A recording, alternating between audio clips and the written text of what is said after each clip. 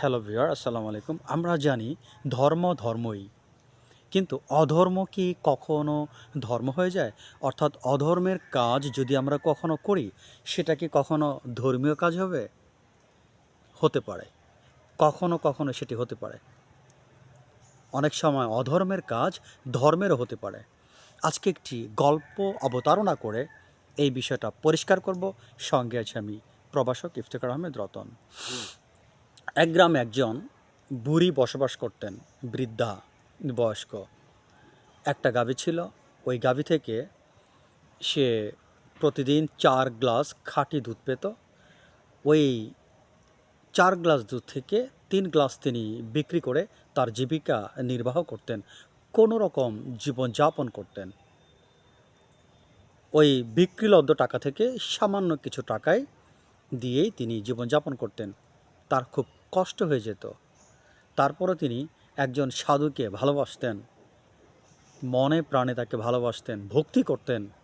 যেহেতু সাধু মানুষ, তাকে ভালোবাসা, যদি তাকে আমি কিছু উপহার দেই, যদি তাকে কিছু খাওয়াতে পারি, এতে আল্লাহ তাআলা খুশি হবেন, ঈশ্বর খুশি হবেন। এই ভেবে তিনি কি করতেন, প্রতিদিন ১ গ্লাস দুধ তিনি নদী পার হয়ে ওই সাধুর দরবারে পৌঁছে দিতেন। প্রতিদিন বৃষ্টি থাক, মেঘ থাক, বাদল থাক, যাই থাক না কেন, উনি কখনো ভুল করতেন না। উনি প্রতিদিন ১ গ্লাস করে দুধ ওই সাধুর কাছে পৌঁছে দিতেন। একদিন তিনি ভাবছেন, ১ গ্লাস দুধ আসলে সাধুর কি হয়? তো তিনি এই ভেবে কি করলেন, নদীর জল, তখন তো আপনারা জানেন নদীর পানি সুমিষ্ট ছিল, নদীর পানি পরিষ্কার ছিল, নদীর পানি এখনকার নদীর মতো দূষিত ছিল না। তো যাই হোক, তখন নদীর পানি তিনি কি করলেন, ওই ১ গ্লাস দুধের সাথে ২ গ্লাস পানি মিশিয়ে ওইটি তিনি সাধুকে দিতেন।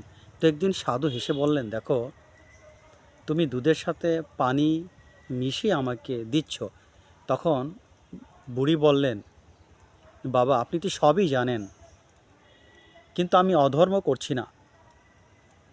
আমি জানি যে ১ গ্লাস দুধে আসলে একটা মানুষের হয় না।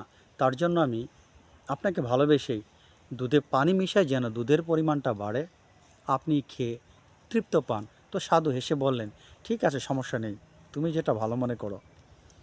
তো যাই হোক, একদিন বুড়ি কী করলেন, রওনা করবেন। তো ওই দিন প্রচণ্ড শীত ছিল। শীত হলে আপনারা জানেন, নদীর উপরে কিন্তু, নদীর পানির উপরে কুয়াশা ভাব থাকে এবং পানিটাকে কিন্তু ভালো করে বোঝা যায় না।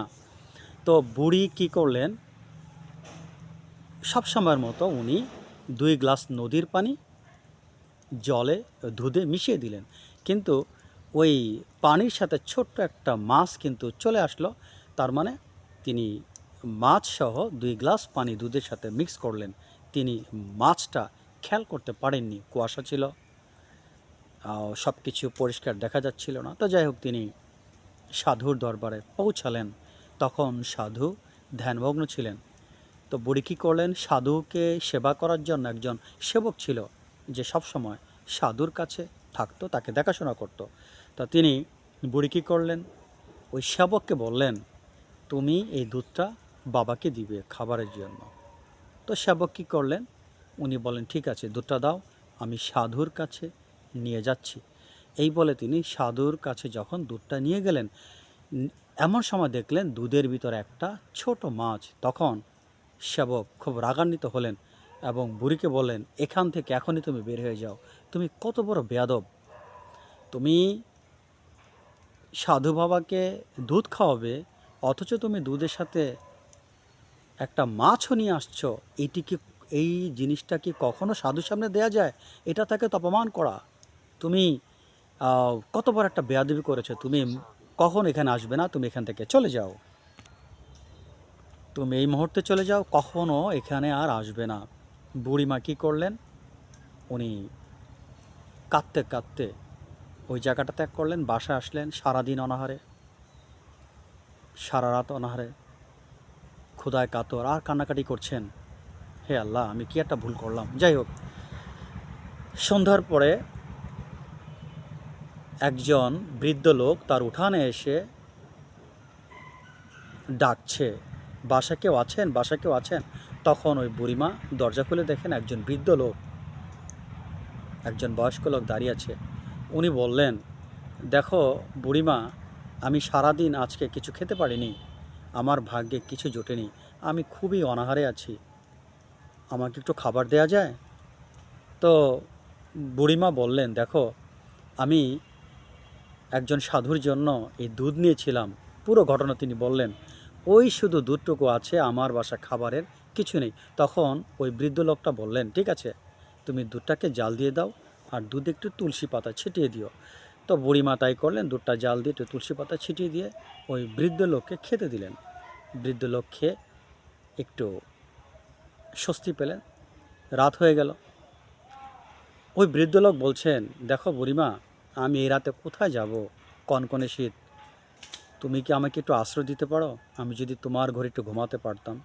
তো বুড়িমা বললেন, দেখো আমার ঘরে তোমাকে যে আশ্রয় দিব, শীতকে তুমি কিভাবে নিবারণ করবে?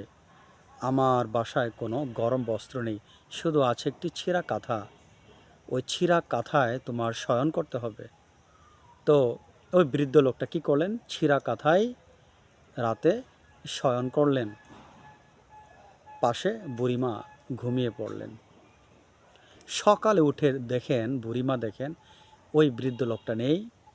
বৃদ্ধ লোকটা তো চলে গিয়েছে, সাথে ওই ছেঁড়া কাঁথাটাকেও সে নিয়ে গিয়েছে। তখন বুড়িমা কাঁদতে থাকে, হায় আমার কি কপাল, একটি মাত্র কাঁথা ছিল আমার সম্বল, সেটাও সে নিয়ে গেল। তাকে আমি রাতে থাকার জায়গার ব্যবস্থা করে দিলাম, খাবারের ব্যবস্থা করলাম, সে চলে তো গেলই, আমার একটা মাত্র সম্বল ছেঁড়া কাঁথাটাকে সে সাথে নিয়ে গেল। এটা কি করলো সে?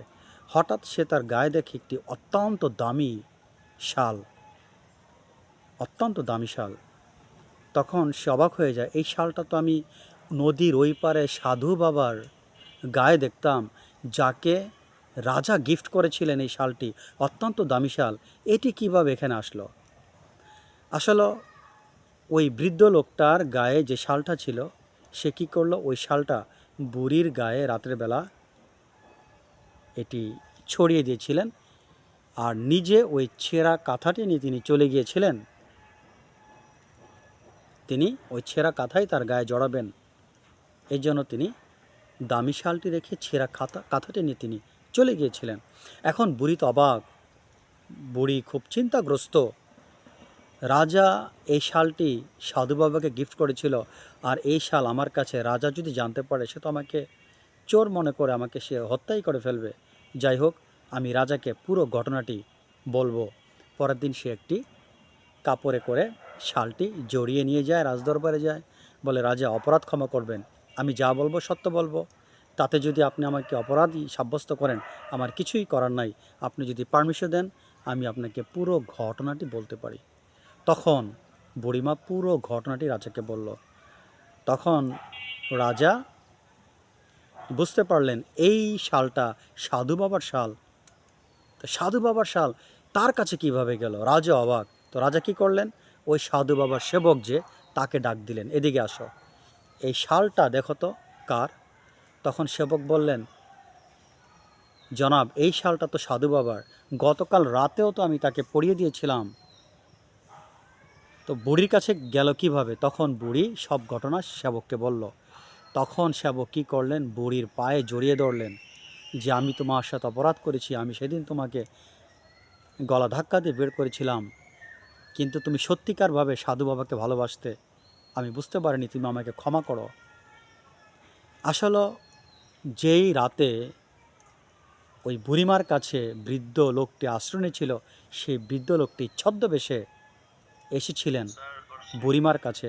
ওই বৃদ্ধ লোকটি সে সাধু বাবা, যার কাছে বুড়িমা নিয়মিত যেতেন। তাহলে বিয়ার আমরা বুঝতে পারলাম, নিয়ত ঠিক থাকলে অনেক সময় ছোট ছোট বিষয় আল্লাহ পাক মানুষকে ক্ষমা করে দেন, যদি নিয়ত সহি থাকে।